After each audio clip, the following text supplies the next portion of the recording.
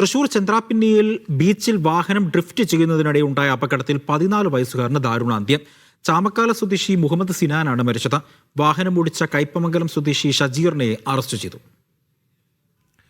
ഇന്നലെ വൈകിട്ടാണ് സംഭവം. ബീച്ചിലെ സാഹസിക ഡ്രൈവിംഗിനിടെ ഷജീറിനൊപ്പം കുട്ടികളും പങ്കെടുക്കുകയായിരുന്നു. ഡ്രിഫ്റ്റിംഗ് നടത്തുന്നതിനിടെ വാഹനം നിയന്ത്രണം വിട്ട് മറിഞ്ഞു. വാഹനത്തിനടിയിൽപ്പെട്ട കുട്ടിക്ക് ഗുരുതര പരിക്കേറ്റു. ആശുപത്രിയിൽ എത്തിച്ചെങ്കിലും ജീവൻ രക്ഷിക്കാനായില്ല. ഷജീറിനെതിരെ കുറ്റകരമായ നരഹത്യയ്ക്ക് കേസെടുത്തു. സംഭവത്തിൽ ഉൾപ്പെട്ട വാഹനം പോലീസ് കസ്റ്റഡിയിലെടുത്തിട്ടുണ്ട്. നേരത്തെയും മനുഷ്യജീവന് അപകടകരമായ രീതിയിൽ വാഹനം ഓടിച്ച് ഒരാൾക്ക് പരിക്കേൽപ്പിച്ചതിന് ഷജീർ കസ്റ്റഡിയിലായിട്ടുണ്ടെന്ന് പോലീസ് അറിയിച്ചു. ഒരു അടിപിടി കേസിലും 3 തട്ടിപ്പ് കേസിലും വധശ്രമ കേസിലും ഇയാൾ പ്രതിയാണ്. മീഡിയ 1 തൃശൂർ.